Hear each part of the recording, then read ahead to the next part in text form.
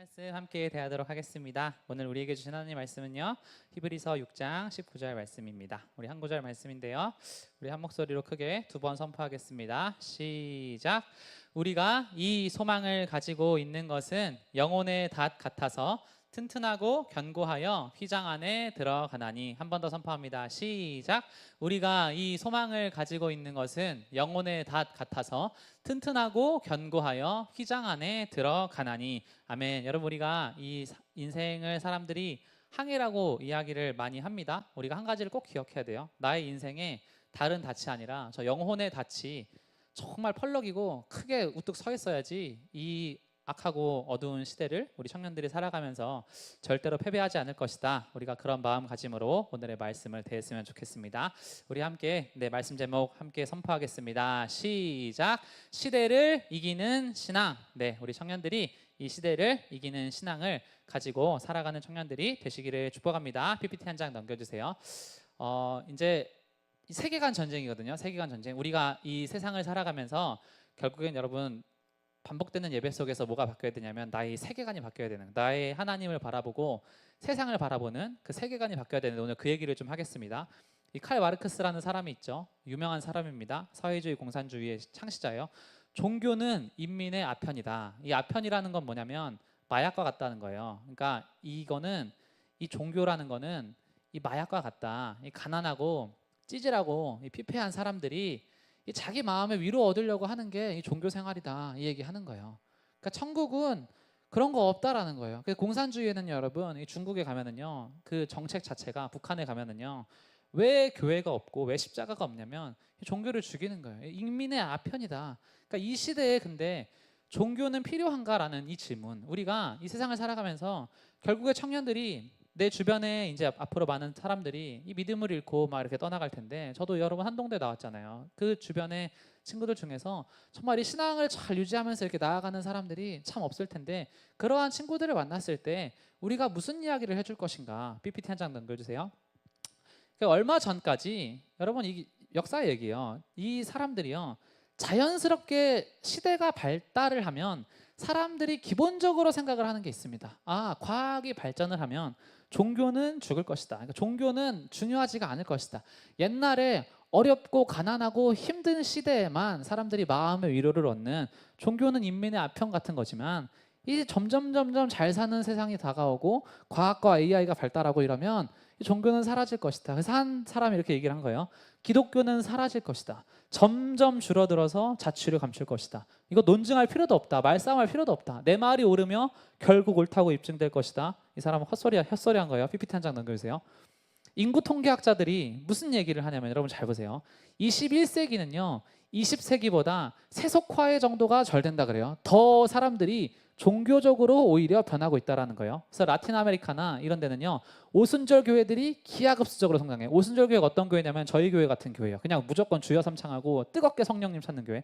미국에서 무교회 현상이 있잖아요. 미국의 사람들이, 유럽의 사람들이 막 교회를 이렇게 떠난다는 소리가 들리잖아요. 그게 어떤 사람들의 이야기냐면 자유주의 신학을 하는 사람들의 이야기예요. 그 사람들 어떤 사람들이냐면, 봉성회 해도 괜찮습니다. 술 담배 해도 괜찮습니다. 간음해도 괜찮습니다. 바람 펴도 괜찮습니다. 교회 굳이 안 나와도 괜찮습니다. 인본주의적으로 사람들 눈치 보면서 이야기하는 사람들은요 다 떨어져 나가요. 그런데 독실한 신앙인들 있잖아요. 왜 유대인들이 세계 0.2%가 전 세계 금융의 60%를 움직이면서 그렇게 강력해요? 그 사람들은요 독실해요. 이 신앙을요 제대로 물려주고 있는 사람들은요 세계적으로 늘어나고 있어. 근데 결국에 참 재밌는 건 뭐냐면, 지금처럼 이 AI가 완전히 급속도로 발달하는 시대 가운데, 이 시대 가운데 인구 5명 중에 4명한테 신을 믿는다는 믿음 자체가 진지한 현실처럼 다가오고 있다는 거예요. 그게 왜 그런 것인가? PPT 한 장 넘겨주세요. 통계를 보니까 이런 거예요. 아까 전에 그 사람의 말에 따르면 이 종교라는 거는요 자연스럽게 사라졌어야 돼. 근데 1970년에 한국, 중국, 일본의 기독교인이 1100만 명이었어요. 근데 2020년에 1억 7천만 명이에요. 1910년에 아프리카의 기독교인 1200만 명이에요. 근데 2020년에 6억 3천만 명이에요. 아까 그 헛소리한 사람의 말이랑 완전히 거꾸로 가고 있죠. 여러분, 그게 왜 그래요? 한 가지 주목할 게 있는데, 이게 뭐냐면 복음주의, 보수주의 개신교 집단은요 절대 죽지 않아요. 이 하나님의 진리 안에서 말씀 안에서 진짜 거하는 교회는요 절대 무너지지 않아요. 이 규칙을 어기고 다른 길로 빠지면 무너지는 거야. 근데 보수적인 사람들은요 자녀의 신앙 유지율도 매우 높고요. 이 가정 안에서 성경이 여러분 우리한테 얘기하기는 뭐예요? 저에게 전통적인 이야기 하는 거거든요.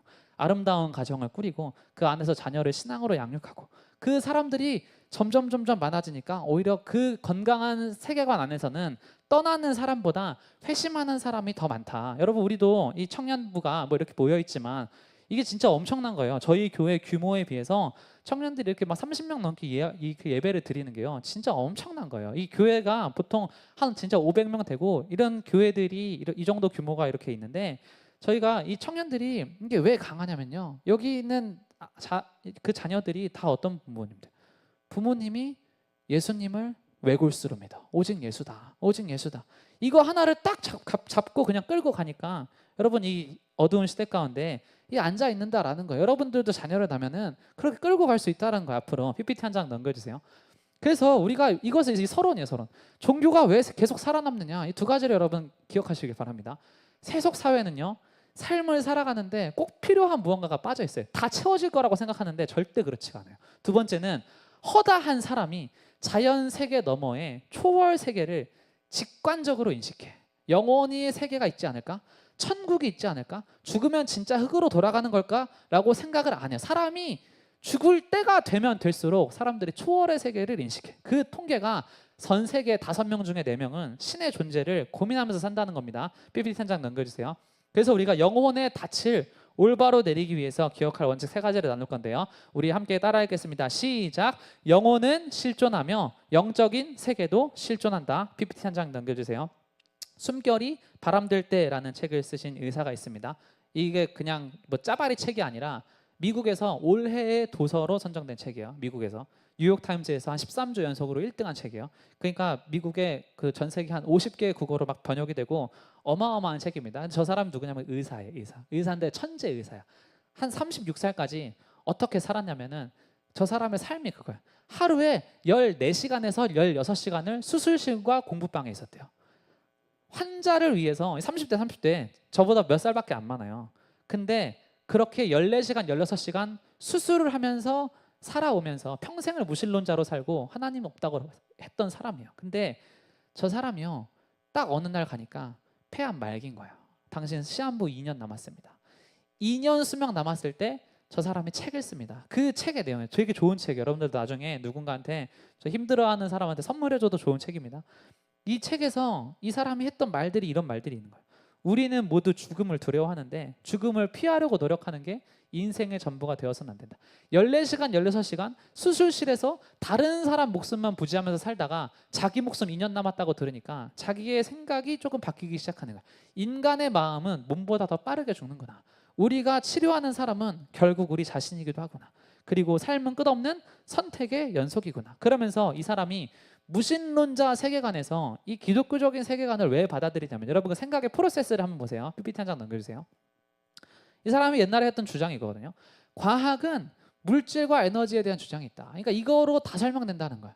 근데 이거 외에는 논할 수 있는 게 없다는 것 같은 거예요. 지나고 나서 보니까 이 천재 의사가 과학은 사랑과 의미를 어떤 식으로 해석해요. 선조들이 살아남는 데 일조한 우리네 화학 반응이다. 근데 이게 아니거든요. 삶을 살아가다 보면 사랑과 의미와 도덕이나 이런 게 뭐 이게 진화론의 세계관 안에서 어떤 화학 작용이 아니라 살아서 존재하는 실제거든요. 근데 과학은요 이 주장을 지지할 수가 없다고 얘기를 하는 거예요. 과학에서는요 이게 설명이 안 된다는 거예요. 우리 삶을 가장 크게 지배하고 있는 어떤 사랑, 삶의 의미, 도덕 이런 게요 설명 자체가 안 된다라는 거예요. 그래서 요즘 시대 가운데서 제일 멍청한 사람들 어떤 사람들이냐면 과학 신봉하는 사람들이에요. 과학으로 설명이 안 된다는 것은 틀렸다라고 이야기하는 사람들이 진짜 바보 같은 사람들이에요. 과학은요 더 큰 삶의 의미를요 오히려 더 설명을 못하는 부분들이 있어요. PPT 한 장 넘겨주세요. 그러면서 이 사람이 이 책에다가 그 내용을 쓴 거예요. 매사에 과학적인 증거를 들이대고 과학적으로 설명을 해야 되면 세상에서 사라져야 될 거는 신만이 아니라 사랑과 미움과 의미도 증발하고 만다. 근데 우리가 살아가는 세상은 이게 분명히 실제하는 거 아니냐. 나는 기독교 신앙의 핵심적인 가치로 그래서 돌아왔다. 시한부 2년 남으니까 희생과 구원과 용서의 가치가 죽을 때 돼서 성경의 말씀을 돌아보니까 천재 의사로 살아가면서 과학으로 다 설명이 된다고 평생을 믿고 살았는데 지나고 나서 보니까 희생과 구원과 용서와 이 설명할 수 없는 과학이 설명할 수 없는 그런 가치가 자기의 마음 가운데 이 영혼이 죽을 때가 되니까 이게 저항하기 힘들 정도로 매력적이다 얘기하는 겁니다. PPT 한 장 넘겨주세요. 그러면서 이분이 책에다가 자기의 그 주변에 한 무신론자의 고백을 쓴 거예요. 청년들이 이런 말 하면 진짜 안 들어요. 자기는 건강하거든. 근데 언제 이제 심각해지냐? 자기가 아프거나 내 가족이 아프거나 나중에 내 자녀가 아프거나 나중에 부모님 천국 가실 때 되면 그때 사람이 심각해지는 거예요. 사람이 나이가 들어서 부모와 동료가 죽기 시작하고 신문의 부고가 더는 먼 세상 일이 아니라 주위의 소식으로 변하고 자신이 하는 일이 한층 무의미하고 덧없어 보이면 왠지 모를 공포가 갑자기 무신론자들의 마음 가운데 찾아와.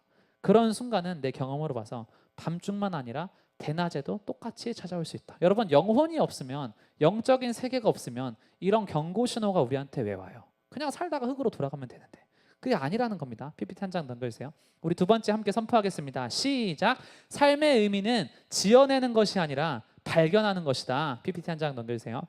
그래서 인간이 다른 생명체랑 구별되는 게 뭐예요?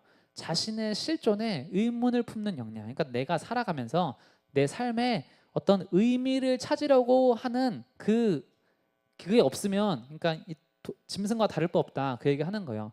근데 우리가 이 시대 가운데서 이 뭘 느껴요? 청년들이 살아가면서 왜 힘들어요? 의미를 발견을 못하는 거예요. 무의미한 거예요. 직장도 있어요, 가족도 있어요, 친구도 있어요, 배달의 민족 시켜 먹을 수 있는 돈도 있어. 근데 이게 없다는 게 아니라 내가 하는 활동에 의미를 모르겠다. 그러니까 교회를 왔어요. 주일날 왔어요. 하루 종일 있어요. 근데 이 활동이 무엇을 위한 것인지 모르는 사람이 진짜 비참한 사람이라는 거예요. 다시 말해서 생산과 소득이 정말 중요하거나 변화를 낳거나 이게 여러분 어떤 의미를 못 가져다 준다는 거예요. 그래서 우리가 어떤 거를 항상 생각을 해야 되냐면 내가 하나님을 위해서 무엇을 하고 있는가? 나의 지금 삶의 모습에서 영향을 어떤 식으로 주고 있는가? 내 주변의 친구들에게, 나의 가족들에게 나는 어떠한 의미를 주면서 살고 있는가? 그것을 항상 고민하면서 청년들이 살아야 된다는 것입니다. PPT 한 장 넘겨주세요. 그래서 어떻게 죽을 것인가라는 책을 쓴 아툴 가완디라는 분이 있습니다. 이 사람이 평생을 죽어가는 노인들 간호하면서 봤는데 이거 안 되겠다 싶어서 책 쓴 거예요. 왜 책을 썼냐면 죽을 때 너무 비참하고 너무 찌질하고 너무 멋없게 죽는 사람이 너무 많은 거예요. 한 번 사는 인생이라면 꼭 저렇게 죽는 게 최선일까? 이 생각을 하는 거예요. 너무 멋없게 죽으니까, 너무 찌질하게 죽으니까 어떻게 죽을 것인가? 아름다운 죽음은 없는데 좀 인간다운 죽음은 있지 않냐? 근데 이분이 하나를 발견해낸 게 책에 있는 내용이에요. 노인 요양시설에 고양이, 앵무새, 토끼, 알 낳는 안팎들을 들여와서 돌보게 한 거예요. 노인들한테. 근데 거기서 틀어박혀서 말 한마디 안 하고 있던 사람들이요, 갑자기 말을 하기 시작해. 서로 소통을 하기 시작해. 짐승들에게 일일이 이름을 지어줘. 이거 아담이 하던 행동이에요. 그런데 그렇게 하니까 자극용 의약품 투약이 38% 수준으로 떨어지고 사망률도 15%나 낮아졌다. 사람이 여러분 의학으로 설명이 안 되는 게 뭐예요?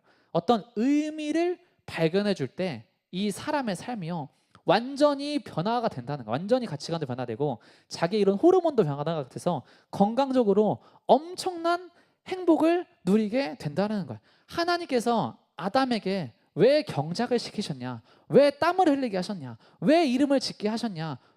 그 이유가 무엇이냐면 사람이 이런 과정 속에서 삶의 의미를 찾아갈 때 진짜 행복하다는 것을 하나님은 정말 잘 알고 계셨다는 것입니다. PPT 한 장 넘겨주세요. 그래서 어거스틴이 고백록이라는 기독교 에서는 엄청나게 유명한 책이 있습니다.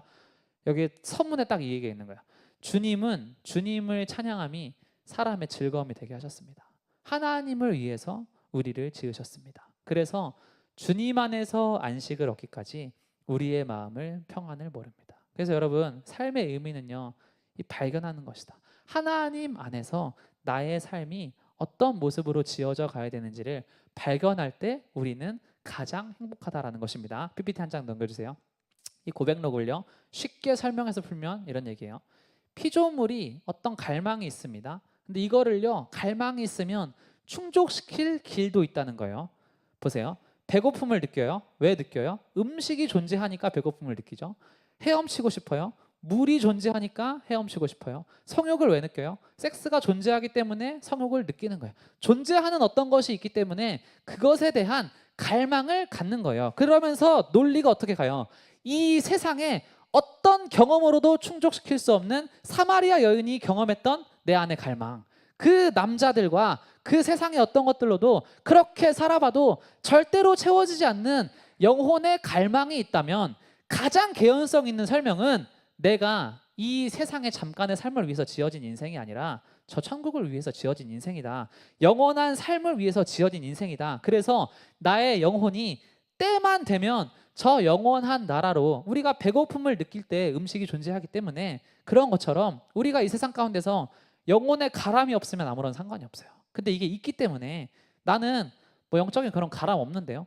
나는 뭐 우리 부모님 죽어도 흙으로 가셨겠구나 하는데요. 이런 사람이 없다는 거예요. 사랑하는 사람이 진짜 생기면 나중에 가정을 이루고 사랑하는 자녀가 생기고 사랑하는 남편과 아내가 생기면 그때 항상 사람이 하는 고백이 뭐냐면 이 땅 가운데서 이 짧은 생이 끝이 아니었으면 좋겠다. 이 고백을 하면서 영혼을 사모하는 방향으로 사람이 간다라는 거예요. 그 사랑의 힘이 그렇게 끌어간다는 거예요. 그래서 내 안에 있는 세상의 경험으로도 충족되지 않는 이 가람이 있다면 우리가 저 세상을 위해서 지어졌다는 것이다. PPT 한 장 넘겨주세요.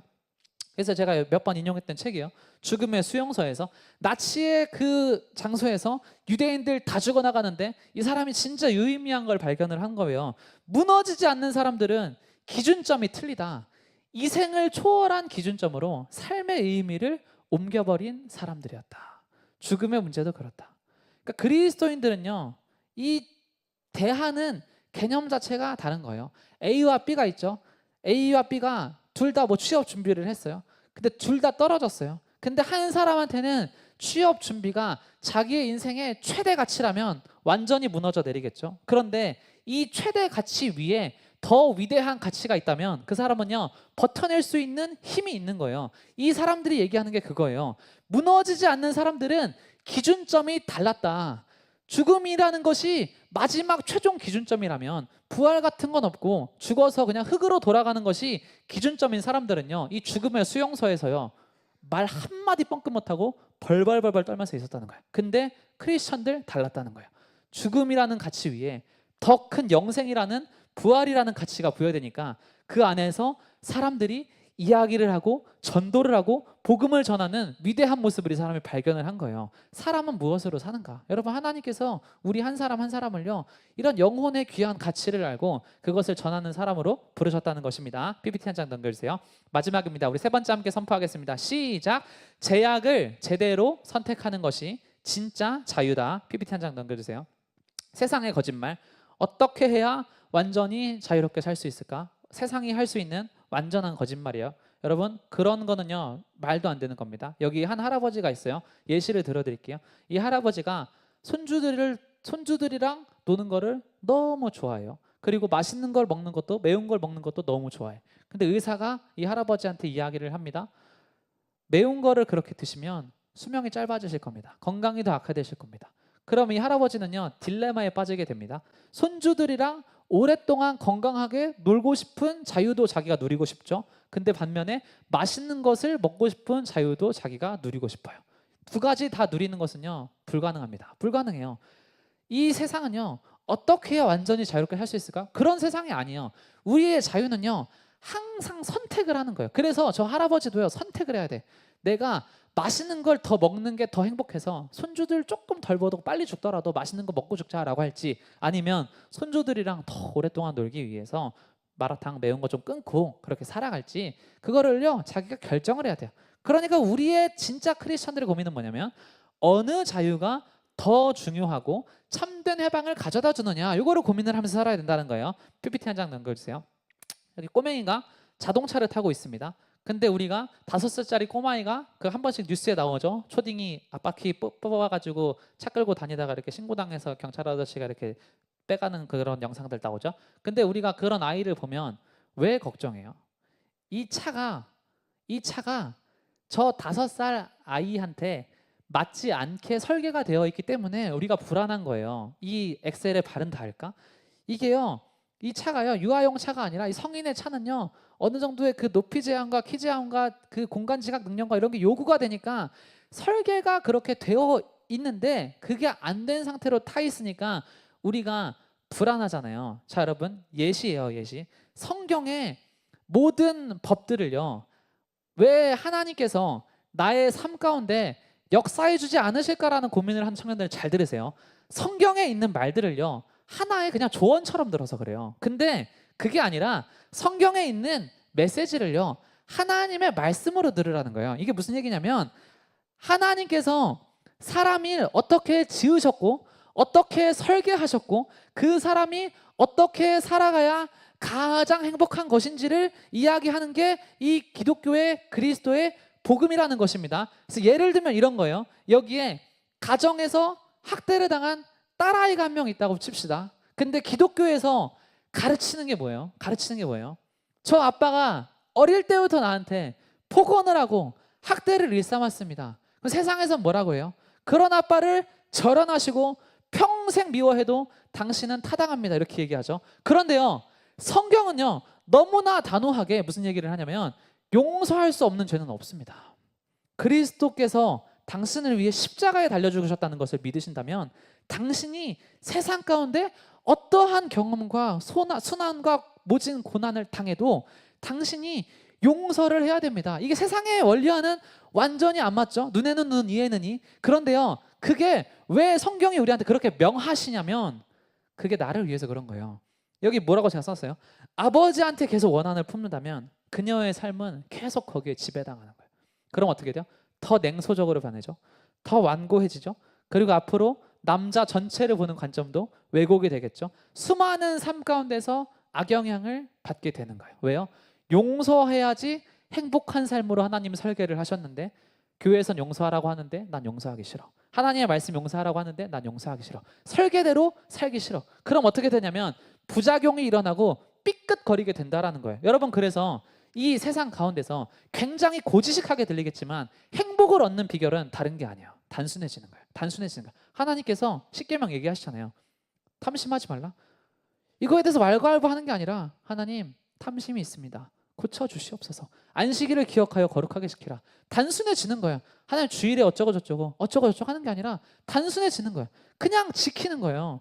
11조 내라. 그러면 그거에 대해서 하나님 요즘 시대가 어떤데 봉사해라. 요즘 시대가 어떤 시대인데 뭐 일 안 주고 뭐 열정페이 그런 왈가왈부하는 게 아니라 하나님께서 그 과정 가운데서 그렇게 살다 보면요, 진짜 사람에게 갑절의 행복과 갑절의 의미를 찾게 하시고 큰 축복을 주신다는 것을 우리가 믿는 사람이기 때문에 이 시간과 달란트를 써서 이 찬양을 섬기고 봉사를 하고 리더 모임을 섬기고 셀 모임을 하고 예배를 드리고 그 의미가요 우리가 하나님께서 명하셨기 때문에 그냥 단순하게 간다. 그 과정 가운데서 하나님께서 반드시 책임지실 것이다. 그것을 믿으시기를 축원합니다. PPT 한 장 넘겨주세요. 그래서 바울이 유명한 말을 합니다. 너희에게나 다른 사람에게 판단하는 것이 내겐 매우 작으니와 나도 나를 판단을 하지 아니하고 내가 자책할 아무것도 깨닫지 못하나 이로 말미암아 이롭다함을 얻지 못하노라. 다만 나를 심판하실 이는 주시니라. 이 사람은 무슨 얘기하는 거예요? 나는 세상에서 나를 뭐라고 얘기하는 거 절대 아무것도 신경 안 써. 너네가 나를 뭐라고 얘기하는 거 나는 하나도 신경 쓰지 않는다.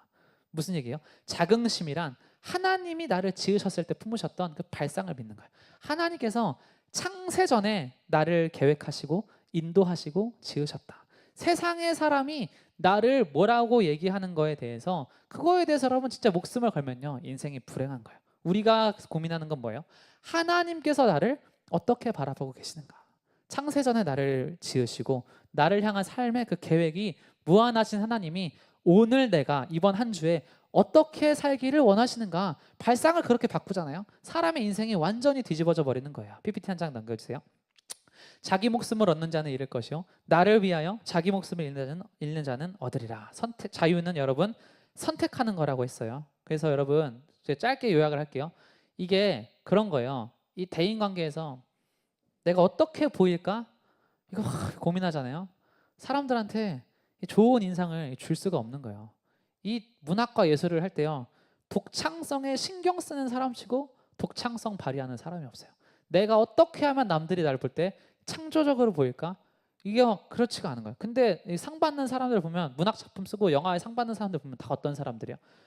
마이웨이로 가는 거예요. 내 음악을 하는 거예요. 내 영화를 만들고 내 그림을 그리고 이거를 신경을 안 쓰고 하는 사람들이 진짜 독창성이 있는 사람이에요. 그러니까 이런 것처럼 단순히 진실을 말하는 사람은요, 그 과정 가운데서 자기도 모르게 독창성이 살아나요. 10번의 설교를 해도 그 10번의 설교가 다 다르게 나오는 이유가 단순히 그냥 진실을 전할 때 이 안에서 바뀌는 부분이 있는 거예요. 여러분, 자기 목숨을 잃으면 구원된다라는 게 어떤 의미냐면, 그리스도를 구하면 우리가 이 세상 가운데서 허망하고 썩어질 것을 얻는 것이 아니라 영원한 것을 얻는다는 것입니다. 우리 마지막 PPT 보겠습니다. 그래서 여러분 잘 보세요. 기독교의 세계적 분포에 대해서 마지막으로 이야기를 하겠습니다. 무슬림의 90% 이상 어디 있어요? 동남아시아, 중동, 북아프리카에 집중되어 있어요. 힌두교 95% 이상 인도 및 접경 지역에 집중되어 있습니다. 불교 88% 동아시아에 거주가 되어 있어요. 그런데 기독교는 조금 특별해요. 유럽의 25%, 중남미의 25%, 아프리카의 22%, 아시아의 15%, 북미의 12%. 이게 무슨 얘기냐면, 이 다른 세상의 다른 종교들은요, 그 지역 안에서 어떤 문화적인 연대로 뭉쳐있는 종교성을 띠고 있는 종교가 굉장히 많아요. 근데 기독교는 조금 특별해요. 전 세계에 기가 막히게 골고루 다 퍼져 있어요. 이 무슬림의 이 신앙이요, 지금 우리나라에 들어오잖아요. 이게 받아들여지지가 않아요. 그러니까 그걸 존중을 안 하는 게 아니라, 여러분 그 무슬림 신앙을 여러분들이 보시면 이게 우리나라의 그 정서와 이거예요. 그 완전히 이게 들어올 수가 없어요. 이게 아예 안 맞아요. 그러니까 못 들어오는 거예요. 저 세계에 자기들끼리 있어. 인도의 그 힌두교 여러분, 그 수만 개의 신을 막 믿는데 이게 못 들어오는 거예요. 다르거든요. 그 가치관들이. 기독교는 좀 다르다는 거예요. 왜 전 세계에 퍼지냐? 이 복음은요, 시대와 문화를 초월을 하는 능력이 있다는 거예요. 시대와 문화를. 이게 한 시대에 어떤 그냥 그런 이야기가 아니라, 우리 뭐 이 한국 땅에만 이렇게 막 되는 그런 이야기가 아니라 전 세계에 어떤 사람에게 복음을 소개를 해도 공감이 되고 문화가 초월이 된다라는 것입니다. 예수님께서 무적의 구주에 환호하는 사람들이 있었어요. 메시아가 우리를 구원할 것이다. 세속주의는 이걸 비웃죠. 근데요, 예수님은요, 그 사람들을요 비웃지가 않는 거예요. 기독교 덕분에 아프리카인은 복제된 유럽인이 아니라 새로운 아프리카인이 되었다. 이게 무슨 얘기냐면요, 기독교는요 개별성을 굉장히 존중한다는 거예요. 개별성을 우리 한 사람 한 사람부터 존중한다는 거예요. 하나님 안에서 우리 청년들이요, 이 삶이요 진짜 존귀한 하나의 우주처럼 진짜 지어져 있는데, 그 삶이요 너무 귀하고 너무 소중해서 우리가 같은 교회 안에서, 같은 가족 안에서, 같은 형제 자매 안에서도 다 완전히 개별적으로 진짜 다르고 존귀하게 지어져 간다라는 거예요. 우리가 하나님 앞에서 청년들이 무엇을 기도를 해야 되냐면, 하나님 이거 발견하게 해주십소서. 다른 사람이랑 똑같아질 필요가 없어요. 저 사람 저렇게 가는데 저도 저렇게 가겠습니다. 그게 아니라, 하나님 나를 향한 하나님의 이 시대와 문화를 초월하는 나의 그 우주 같은 그 하나님의 그 계획이 나의 삶 가운데 정말 어떻게 지어져 가야 합니까? 그것을 여러분 내가 기도하는 거야. 나의 목소리로 하나님 앞에 그것을 묻고 발견하실 때 우리 청년들이 날마다 강해지고 날마다 성장하는 청년들 될 수 있을 줄로 믿습니다. 우리 그렇게 다 날마다 성장하는 청년들 되시기를 주님의 이름으로 축원합니다. 아멘. 우리 시간 함께 오늘의 말씀 붙들고 잠깐 기도하면서 나아갔으면 좋겠습니다. 우리 시간 기도하실 때 하나님 앞에 정말, 하나님 이 시대를 바로 보아야 합니다. 정말 약하고 어둡고 음란하고 타락하고 중독된 시대 가운데 너무나 많은 사람들이 우울과 정말 실패와 좌절과 낙담으로 매일매일 끌려가는 시대를 하나님 우리가 살아가고 있습니다. 하나님 우리가 정말 세상에서 이야기하는 자유가 참 자유인 줄 알고 돌아온 탕자처럼 그렇게 날마다 방황하는 그 모습이 우리 안에 얼마나 많습니까? 하나님 우리가 말씀 안에서 정말 지혜로운 청년들이 하나님 안에 되어야 될 줄로 믿습니다. 하나님 우리가 왜 우리의 마음이 항상 공허하고 항상 피폐하고 왜 알 수 없는 의문이 나의 마음 가운데 항상 있습니까? 하나님 청년의 때 영혼을 사모하고 영혼에 대해서 생각하고 아버지 그것에 대해서 묵상하고 아버지 그냥 아까 그 의사처럼 하루 14시간 남을 위해서 사는 것이 아니라 아버지 나의 영혼을 기경하면서 나의 영혼을 가꾸면서 그렇게 기도하면서 우리 청년들이 매일의 삶을 한 걸음 한 걸음 살아갈 수 있도록 하나님께서 삶 가운데 바쁜 인생 속에서 바쁜 걸음 속에서 하루에 10분이라도 30분이라도 하나님을 묵상하고 하나님을 기도하고 하나님을 예배하는 아버지 그 능력을 허락하여 주시어서 우리가 날마다 주님 안에 더 강해질 수 있는 청년들 될 수 있도록 주님께서 주장하여 주시옵소서. 우리 이렇게 하나님 내가 강해지기를 원합니다. 그 사모하는 마음 들이시며 이 시간 주여 한번 부르시고 함께 기도하며 나아가겠습니다. 주여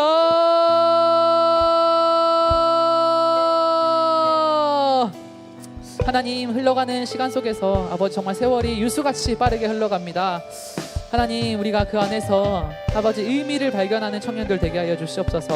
하나님 나를 향한 하나님의 크신 계획과 아버지 세상의 어떤 사람과도 똑같을 수 없는 하나님의 크고 놀라우신 계획이 나의 삶 가운데 임할 때 아버지 나는 정말 행복해질 수 있고 아버지 내가 걸어갈 삶의 의미를 내가 발견하고 찾을 수 있는 줄 믿습니다. 하나님 우리 한 사람 한 사람 하나님 안에서 소명을 발견하게 하여 주시옵소서. 하나님 내가 이 일을 해야 기쁩니다. 아버지 내가 이렇게 살아가야 기쁩니다. 아버지 내가 이것을 위해서 지음받고 나음받고 고침받았습니다. 아버지 그 아름다운 고백이 우리 청년들의 입술에서 주님께 올려드려질 수 있도록 주님 역사하여 주시옵소서. 하나님 우리가 복잡한 시대 속에서 조금 단순해지게 하여 주시옵소서. 조금 멍청해지게 하여 주시옵소서. 아버지 조금 철없어지게 하여 주시옵소서. 주님을 향한 호기와 주님을 향한 패기와 주님을 향한 선포가 우리의 마음 가운데서 우리의 입술에서 아버지 날마다 울려 퍼지게 하여 주시어서 아버지 어린아이와 같은 믿음으로 천국을 침노할 수 있는 역사를 하나님께서 허락하여 주시고 함께하여 주시옵소서. 주여 아버지 하나님 우리 가운데 아버지 새 일을 행하여 주시옵소서. 우리 한 사람 한 사람의 삶 가운데 하나님께서 믿음의 닻을 높이 올려주시고 그것이 뿌리내리게 하시고 아버지 어두운 세상 풍파의 아버지 그 시련 속에서 아버지 나의 믿음의 닻이 꼿꼿하게 고개를 들고 아버지 정말 그 항해를 끝까지 나아갈 수 있도록 아버지께서 함께하여 주시고 역사하여 주시옵소서. 하나님 우리가 살아계신 하나님을 정말 믿습니다. 아버지 주님 안에서 지어진 대로 설계된 대로 내가 살아가게 하여 주시옵소서. 하나님의 설계하신 의도와 상관없이 하나님의 계획하신 의도와 상관없이 나의 마음과 나의 자아가 없어서 아버지 정말 땅을 치며 후회하는 일이 없도록 아버지 주님 나의 마음을 겸손하게 하시고 주님께 귀를 기울이게 하시고 날마다 주님의 음성을 듣게 하시며 아버지 우리 한 사람 한 사람 그렇게 하나님의 음성을 듣고 아버지 매일의 삶 가운데서 하나님의 은혜를 고백할 수 있는 그러한 귀하고 복된 청년들 될 수 있도록 하나님께서 허락하여 주시고 하나님 날마다 함께하여 주시옵소서. 주여 아버지 감사합니다. 감사하며 날마다 우리를 자라게 하시는 예수님의 놀라우신 이름으로 함께 기도드렸습니다. 아멘. 하나님께 영광의 박수를 올리겠습니다.